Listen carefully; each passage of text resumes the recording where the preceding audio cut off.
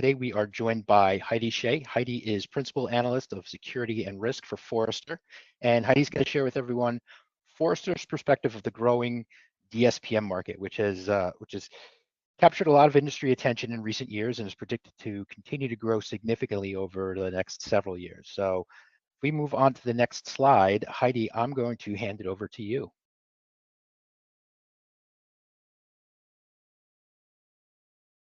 All right. Well, thank you for the introduction. I'm Heidi Shey, Principal Analyst here at Forrester, covering data security within my research, and I am delighted to be here today to chat with folks about a view of the DSPM market. Hot topic indeed. It's been one of those areas where, like one of the many SPMs we've been seeing popping up, all things security posture management. It's like a bowl of alphabet soup these days, and DSPM is one of those. But what is it really? I get a lot of questions about this topic from enterprises and security leaders just trying to figure out, what do they do with this? Like, where do they find this? And what's the value in this at the end of the day? And one of the key questions is also, is this really a new thing? To which I respond, yes and no. Some of the underlying capabilities that we would typically see within something that presents itself as DSPM, this stuff has existed. The ability to do things like discover where your sensitive data is located, the ability to help you classify it, understand what is sensitive in the data that you have. These are capabilities we've seen before, they've existed. What's a little bit different now is that we're combining a bunch of different things where you get this type of visibility into where's the data, what is sensitive, but more importantly, understanding what risks does this pose, and really having clarity or greater clarity over what those risks are, so we can then do something about it and have these risks surfaced in one place for you. It's also a question of, well, posture management, but where? So in some of the early days for these types of technology solutions, there was a high focus on cloud environments, whether that was public cloud infrastructure or your SaaS applications. So all things cloud is where it tended to cluster. But then increasingly, I'm starting to see these capabilities extend into on-premises environments. It's also the question of, well, what types of risks do these solutions, does this capability actually surface for you? And especially what types of data risks specifically? So we'll see things like risks related to how you've set up your infrastructure. Maybe there's misconfigurations that you've overlooked. It could also be specific types of data risks related to data that may fall under a particular type of compliance requirement that you should be aware of and how it is moving. Maybe that's going against where you think it's going. So it's surfacing at different types of data risk, and that's something that we need to put a pin in and come back to later as well. If we're thinking about the scope of these types of technologies and tools, what you can do with them, as well as where these may be going in the future. Another question to ask when we're looking at DSPM is this a capability here that's now surfacing what is currently happening, that these tools have visibility into and can see that's going on right now? Or can they also help you to surface insights and risks about what could happen based on how things are configured, how they see open access, and how things are connected? So there's a distinction here when we're looking at these types of tools as well. I think a lot more of them can tell you more about the current state of how they see data moving around than trying to be more proactive and predictive. It's also this question of, okay, DSPM gives us visibility, it gives us observability into what's going on within our environment and what's going on with our data, so essentially giving us a view of our posture. But then what? What do we do next? I think some of the tools that we see today, it can be disjointed in terms of that next question of what is that next action? Because it can surface a lot of insights, but if it becomes one long to-do list and it makes it harder for you to then realize, well, what happens next? Do you then have to make integrations to enforce some type of control? Is this something that now requires a manual intervention to go fix? That's a pretty big distinction in terms of what the differences of that next step could be, whether how easy it is to then remediate the risk, or is it something that's going to take a lot more work in order to do. And this question of why, I think this is a really critical question anytime we're looking at a new technology capability or something that we're evaluating. Because every so often I'll get a question about a particular technology. Could be DSPM, could be others. And we come back to the question of, well, why are you looking at this? Why are you looking to adopt this? And if the answer is, well, it's the hot topic, or it's something that an executive is saying we have to look at, that's not good enough. We need to get more specific of what you're trying to achieve, because that's going to help really unravel some of your key requirements for what you expect this technology to do for you and why you're investing in it. But it's not without its challenges either. So if I think about DSPM today, I hear complaints about redundancies. We see this as a feature that's popping up in so many different tools that may already be in your environment, as well as in new technologies and new solutions that are coming to market. So then it's a question of, well, how do you compare? And do you just wait for it to crop up in something that you already own? How do you deal with it if you have multiples of these within your environment? Do they overlap, or are they telling you different things? It's also challenges around accuracy, especially if we're thinking of capabilities like data classification. And this is where the is this new or is this not new thing comes up as well, because while we do have startups that are cloud native, they came out of the gate focused on DSPM, you also have existing technology providers who've been doing bits of this already. And now they get to have a new label, a new way to describe what it is that they're offering you.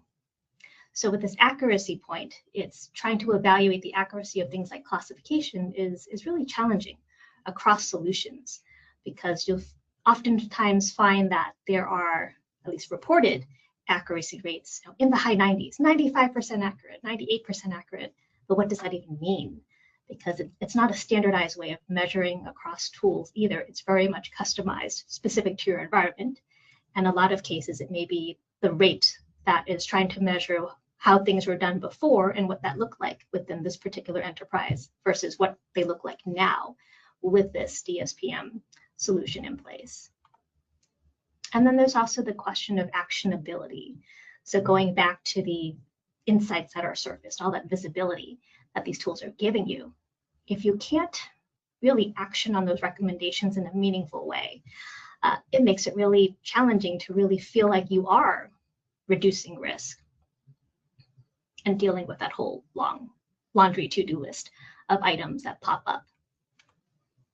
And speaking of which, this is another challenge sometimes that I see companies facing, is with reporting from their DSPM solution of what level of detail is it actually providing them? Is this something that is explainable? Is this reporting in the form of metrics that they could use if they were trying to track progress over time or report out status of their program? Is it reporting in the sense of, let's say, comparing where you are today with controls and what you're doing to meet a particular compliance requirement, and what is the gap? Like, what do you need to do to actually get there? So this could present different types of challenges depending on what the tool is able to provide for you. And as we started today off the discussion, it's a hot space. There's been a lot of startups, a lot of newcomers here, as well as acquisitions. So starting in 2023, we saw a couple happening. That was the early days of kicking things off. A couple more in 2024, a couple more in 2025. It's just been amazing to see the attention here. And what's even more interesting is that the types of companies that are acquiring for DSPM capability, they're all very different and for different purposes. You've got cybersecurity platforms in the mix. You have providers who are focused on endpoint. You've got your exposure management companies as well. Others who focus on DLP. You've got some in here that are looking more at the data resilience and data backup space. So it's a real variety and mixture here, where you can start to see why this is so critical, where getting that visibility and understanding about the data and the data risk that you're concerned about can feed into so many different things to deliver different types of outcomes. And I would imagine in 2026, we'll see a couple more. But how does this actually get used in practice? So this is one good example. If we're thinking about modern DLP today, it's really looking at a lot more types of different kinds of contexts to try to enable a risk-based response, a smarter response, a more nuanced response to what we do with blocking or allowing or some areas that are in between. So we're looking at contexts like understanding what is this data? Context such as who is this user? What should they be accessing? What's this user been doing? So a lot of the user behavior types of insights can come into play. We could also be expanding our view as well and looking at device context, device posture as a part of this. Understanding data flows, perhaps even data lineage, I think is coming up more and more. And also understanding more about the environment, where this data lives, as well as the environment and the context for what this access request looks like and how this data is moving. And so DSPM capabilities then become one component for surfacing relevant context across a number of these types of questions to deliver a risk-based response. And if we're thinking about how this fits into zero trust data security, it is a key component as well. So one of the misconceptions that I typically encounter with zero trust and data security is that folks, they believe it's data classification, it's DLP, it's putting encryption in place. And these are all important things when it comes to zero trust and data security, but they're not the only things. So if we're looking at trying to understand what is in this center pillar, this domain for data for zero trust, it's really trying to look at the entire life cycle of data. How are we securely designing our use, securely access, securely maintaining our data? And so really embedding security controls across the entire life cycle. And this is hard to do. It also starts to now branch out into other areas as well. So things like data resiliency, integrity, backup become critical parts of this. The controls that you put in place, they have to be risk informed throughout this life cycle. So that's where something like DSPM has a role to play, in addition to helping you understand the data that you need to protect, like what is sensitive. This is also a difficult thing to do because with zero trust data security, this is the one domain of this model that requires non-security stakeholders for its success. So I say, security folks, we may make assumptions about how people need to use data, but the data folks, the business side, those stakeholders, those are the ones who actually have the answer for how they need to use data, the purpose of the data as well, and who needs access. So by collaborating together is where we get to this point of actually enabling the appropriate controls, as well as understanding the risks related to data use.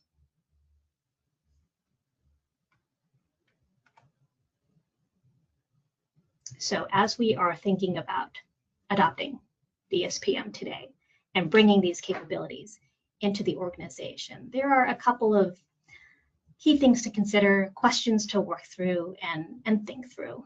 Because I think the last thing we want is to treat this as like a checkbox capability, thinking that it is commoditized, because it is not.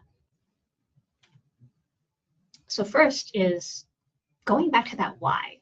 Like, what are the use cases for this? What are you trying to achieve as the outcomes? So it could be something like trying to identify, overexposed data because you want to enable Copilot use. It could be things like identifying sensitive data in use cases involving shadow AI.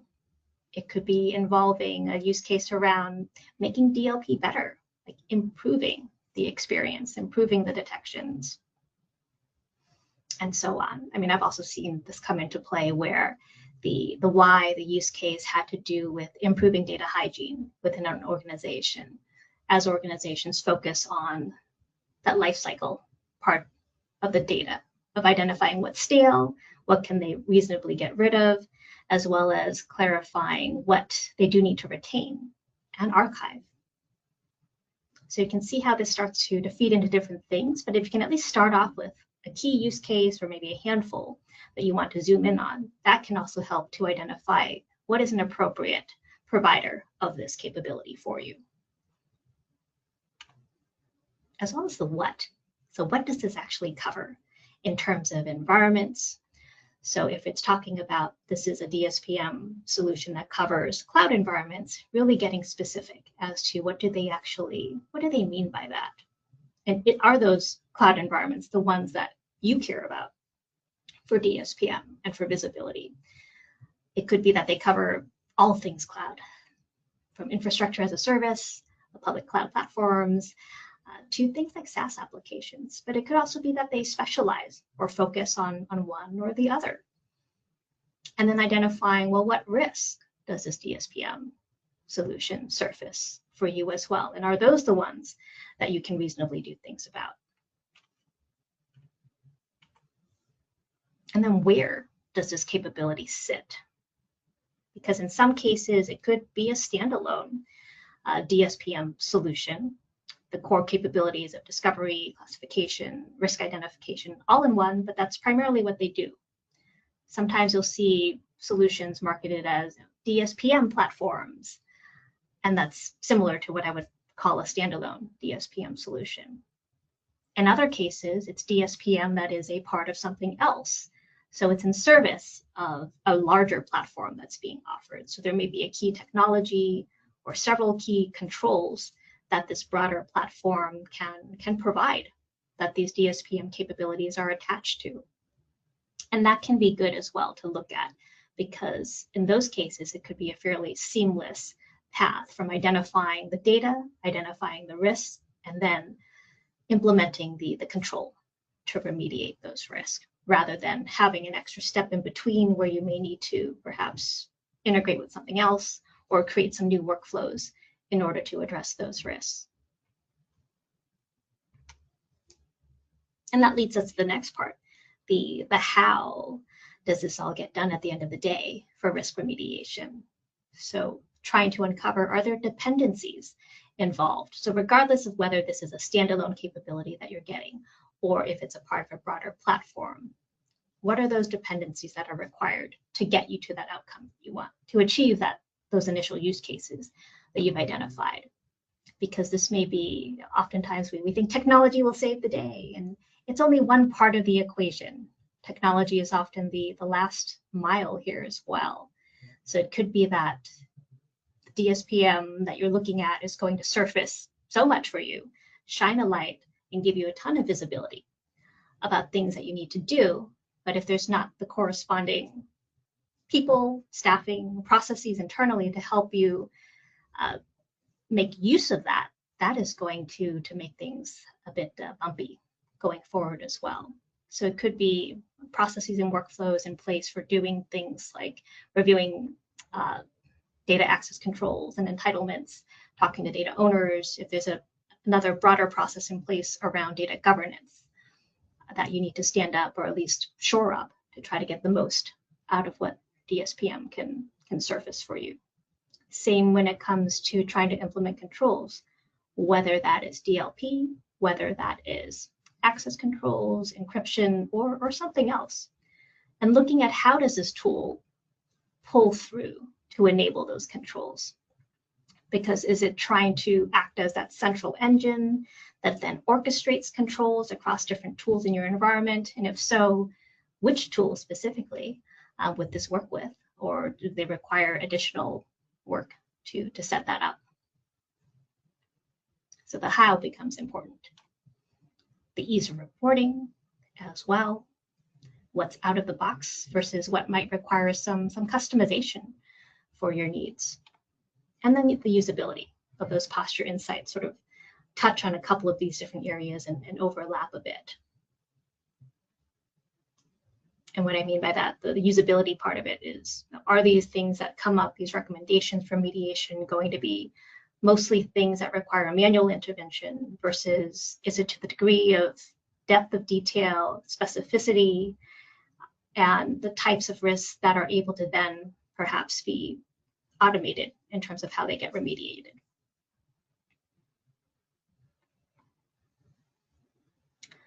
And so what is next here? Because this has been a space where we've seen evolve very quickly over the last couple of years, where you saw a bunch of startups, new capabilities pop up, a rash of acquisitions to follow, continuing innovation in this space as well. So what's next? And I think that's a natural question to ask. And for something like this is one of those cases where I say to figure out where we're going in the future here, it helps to look to where we've already been with DSPM. As it came out, it was trying to solve a key challenge around visibility and giving key things that people could do to understand the risks involved and how to address them. That remains, that is going to continue, because DSPM has been a thing that really illuminates a path forward for people when it comes to understanding data in their environment, understanding risk, and what to do about it. So it answers one of two key questions that I think is helpful to zoom in on. What do we need to protect? So much of the focus, the current focus within these tools today, has been about what I would call regulated data. We're focused on things like personal information, protected healthcare information, cardholder data as well. So the 3 Ps, which is really helpful because for compliance purposes, we need to make sure we are on top of things here. But I think if we're looking forward to the future, this is an opportunity for the technologies in this space to expand further. What is it that they can do more around helping you to identify intellectual property, trade secrets, identify other types of sensitive corporate information that you also need to protect and understand and do things about. It could also be about things like today, understanding AI usage, what models are in place, what data is going into these models, and how it's interacting with AI. So that's another area as well. It's also one of those things where I've seen some solutions also try to do things like identify source code, identify secrets as well, where we do see a bit of overlap with some other tools in the application security realm of doing the ASPM in those areas. And I think that's going to be the story going forward as well for DSPM. It's as something that illuminates a path and insights about your data and data risk. There's value in having this start to get combined with different things, whether it's in the application security realm or in the cloud security space or other types of data security tooling. The other key question to look at is, what risks do we need to mitigate? So for the most part, if we are looking at DSPM tools today, they are identifying what I would describe as the risks that are to your data and risks that come from your data. So we'll back up a little bit and go over some more details here. So risk to the data is one type of data risk. Think of things like the ability for external actors, for hackers to get to your data through some means. It's also the ability of your insiders to start doing things that may be malicious in terms of how they're accessing data. It's things like your own IT operations and practices that could introduce risk to your data. So things like a misconfiguration, for example, or things like, well, you thought you've backed up your data, but you haven't really tested it, so you're not sure if you can actually recover data in time based on your objectives. Those are all things that I would consider as risks to the data, as well as things like, let's say you have to decommission a server or a device and you forget to securely delete things. Those are all risks to the data. And then we've got the risks that are coming from the data based on how you use or process it. So oftentimes compliance risk falls in here, especially privacy compliance. It's also non-compliance with your internal policies around data use as well. But what's next beyond this is a further understanding of data risk and expanding the scope of that. So I highlighted some of those risks to the data, there's risk from the data now where we can start to tie in things like data sprawl, unethical use of data as well. So risk based on how you're processing data. The one where I don't see a ton of today in terms of capability is centered around risks that are in the data.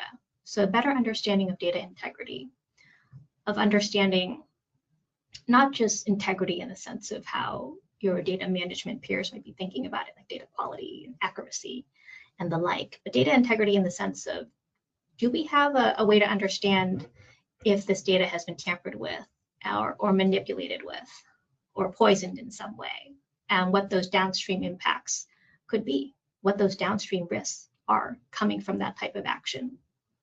Risks in the data also relate to the data lifecycle part of it, of your raw data. How do you deal with that? How do you identify that? Your redundant, obsolete, the transient or trivial data as well. So thinking of things like stale data.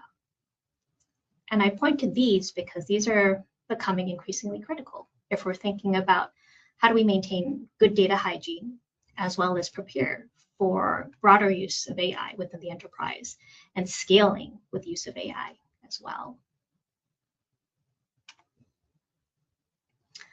So looking forward to the future a bit more, I think if we can get specific here, there are a couple of key areas of opportunity for where these DSPM solutions could be going, what they could be combining with. So we started our time today talking about the alphabet soup of SPM, like all these different SPM things cropping up. And I think there's a good chance that we'll see some of these spaces start to converge a bit. So then you've got DSPM combining with things that are around on the cloud security side, CSPM, SSPM. So cloud security posture management, the SaaS security posture management as well. It's a natural fit to then have some capability around DSPM there. So that's a nice grouping. But increasingly within broader data security platforms and even within DSPM offerings, a core use case that they're trying to tackle are AI data use cases. So then we have this other space of AI SPM that is bubbling right now as well. So I think we can also expect to see some convergence there between DSPM and AI SPM. It's getting harder and harder to separate out the data and AI security and governance types of tooling because they are so interrelated going forward. So securing AI across various use cases is going to be a key piece for DSPM value. And there's different types of use cases that I think we can focus on as well. So within enterprises today, some of the more popular ones that I see have to do with trying to understand shadow AI use within the environment, trying to do things like prepare their data and their house, essentially getting things in order if they're trying to take advantage of embedded AI within the tools that they have within the organization. So the different co-pilots that are popping up in different enterprise tools have had a way of really shining a light on deficiencies around understanding your data and what's sensitive, as well as data access governance. So these are some key risks around data access and sensitive data that DSPM is a core use case for. But as we go down the path of, well, what are some other uses related to AI, other use cases that start to get more advanced? It's when you as an organization are trying to develop your own AI application. It's when you're trying to develop and build your own enterprise agentic AI system. So that's where these underlying capabilities of really having that deep understanding of the data that you're working with, what's sensitive, what falls under compliance, what are the risks that come from using that data is going to be really critical as key foundational capabilities here.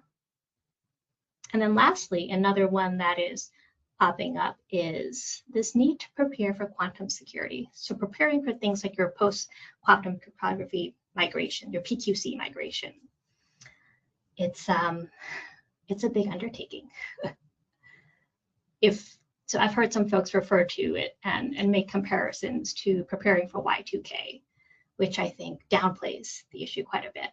So if you're thinking of, if Y2K was going through your house and identifying every faucet that you had, replacing the filter inside the faucet, then your PQC migration is akin to having to replace all of the plumbing, the piping, all of that infrastructure within your house. So you're doing things like knocking down walls at this point, making surprise discoveries as you do this, as well as having to actually live in the house while you're undergoing this major renovation. Like, that is the extent of what you could expect from a PQC migration. And a lot of times, well, the key thing, the first step in all of this, in this migration planning, is to understand what encryption algorithms you have in use. So doing that cryptographic inventory, cryptographic discovery as a foundational part of it. So I'm starting to see some DSPM solutions that have either that encryption heritage or they're part of an encryption platform do things like also show you cryptographic posture alongside DSPM and combining the two. So some interesting things that are coming on the horizon, largely driven by the types of new challenges and growing challenges that organizations will be dealing with going forward. So all good things to expect in terms of innovation. And with that, thank you very much. That's what I had in terms of presenting my view on DSPM today.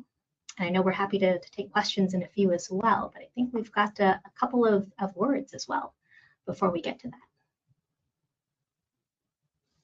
All right, Heidi, thank you so much. Your DSPM knowledge with the new acronym SOUP, Cloud Security Posture Management, SaaS Security Posture Management, now Data Security Posture Management, was outstanding. Loved all the concepts, questions, themes, trends that you shared. So amazing. We're seeing all of those things here at Fortra. So at Fortra, we've been doing data protection for quite some time. And I loved how you pointed out that the DSPM vendors, tools, where do they originate from? And for us, we've been doing data protection for over a decade. And it's always been about these three pillars: discover my data wherever it is, classify my data wherever it is.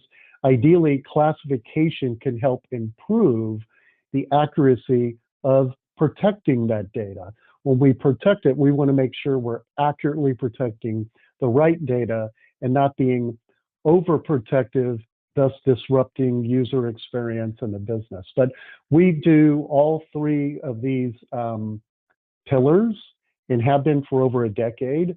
But what's exciting about DSPM is the ability to start to automate discovery. Historically, we would take a DLP platform product and focus it on identifying specific sets of data, maybe PCI in the retail environment, HIPAA in a healthcare environment, but we'd be very specific. Now with DSPM, we can automate discovery of all data. So as a healthcare provider, you may know you've got healthcare data, but what about HR records that could potentially be exposed to the entire healthcare employee base? So how do you surface other data that's absolutely critical as well, assess the risk, and then automate the remediation? But discover, classify, and protect is what we've been doing for quite some time. Next slide. And we just have two slides that we wanted to share to wrap up with. But with Fortra, we've just launched our DSPM, focusing initially on the cloud, but the coverage is going to rapidly expand because across our entire data protection suite, we can discover, classify, and protect data, whether it's in the cloud, on-premise, on an end-user device, in a file share on-prem or a database, or file share or database in the cloud, your public cloud infrastructure. So we can help you get an understanding of your entire data universe, whether it's structured or unstructured, known or unknown. So there is lots of shadow data that we can help surface. But beyond that, I really liked your point about actionability. A lot of DSPM tool sets today, that's what they do. They discover data. But now that you've surfaced it and you recognize risk, how do you put in controls to protect that data, remediate the risk? With Fortra's platform, we take care of the remediation as well. So we'll do the DSPM for discovery, which is a service that feeds into our DLP to protect. We can protect data at rest, endpoints, network file shares in the cloud, but also data in motion. Maybe it's being uploaded to a website, shared from your OneDrive folder, attached to an email. We can apply protections to that transit data as well. But all in all, we have a very comprehensive data protection platform, and we're super excited to announce our DSPM this week. I think that takes us to the end. Yes. Very good. Well, thank Yeah. you. So we do have a couple of questions that have come in from some of our attendees. So Tony, this one probably better for you. What are CRMs for which you offer DSPM integration? Salesforce is absolutely the top one. We've been doing Salesforce for probably 12 plus years. Maybe put in the chat any other CRMs you're interested in, and we can always follow up. But Salesforce is definitely been very strong for us for a long time. Great. I'll let you know if any follow-up comes to that. Next question, how could small and medium-sized organizations approach and initiating a DSPM project?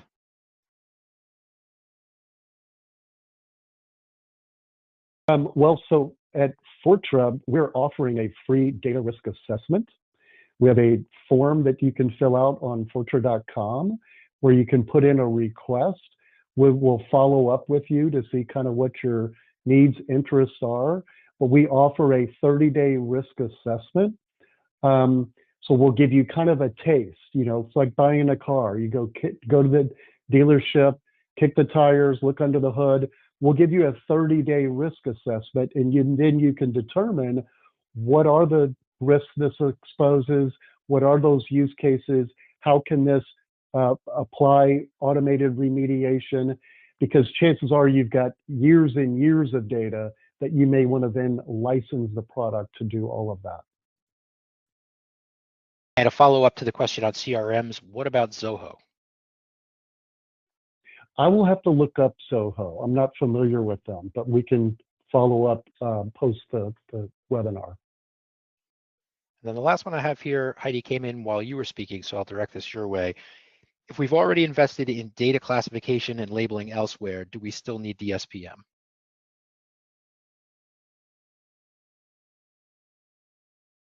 Ooh, that's a good one. It could be that it depends. What is the extent of the current investment? What does that existing tool do for you? Is that one also offering DSPM capability, or does it not?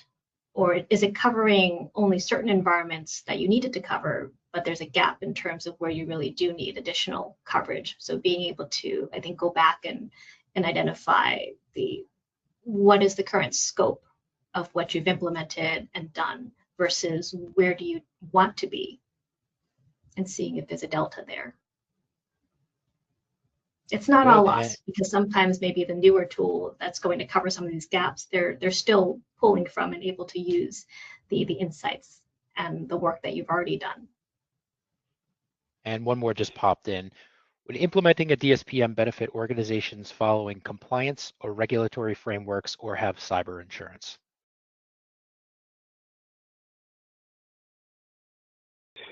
Absolutely. Again, the DSPM, it's going to automate the discovery of your data using a broad range of data identifiers that come together to form compliance frameworks. So you're going to be able to automate that discovery and then be able to validate, are you compliant, or what actions should be taken to become compliant. But DSPM, again, it's kind of a new way, automated way of discovering data that we've been doing for years with traditional DLP tools. But now you can automate that, which really goes a long way to improving the administrator experience and not just surfacing known data, like I know I need to look for HIPAA-based data. What about intellectual property? What about mergers and acquisitions data? We can help you surface a great deal of insights above and beyond just your traditional known data requirements. Great, thank you. Oh, one more. What type of data leaves customer assets?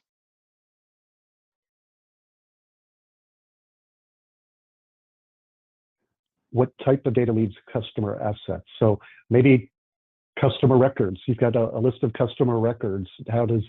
Could that be exfiltrated in a malicious or unintentional way?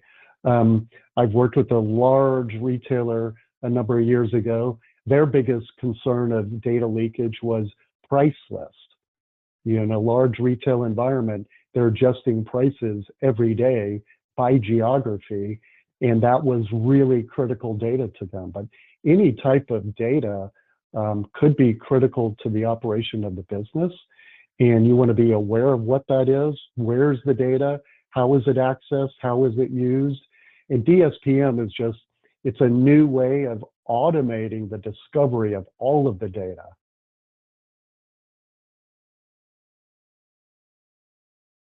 Great. Well, that's the end of the questions that I've seen come in. So with that, I will thank you, Heidi. Thank you, Tony, and appreciate all of you who joined us for today's webinar. Have a great afternoon.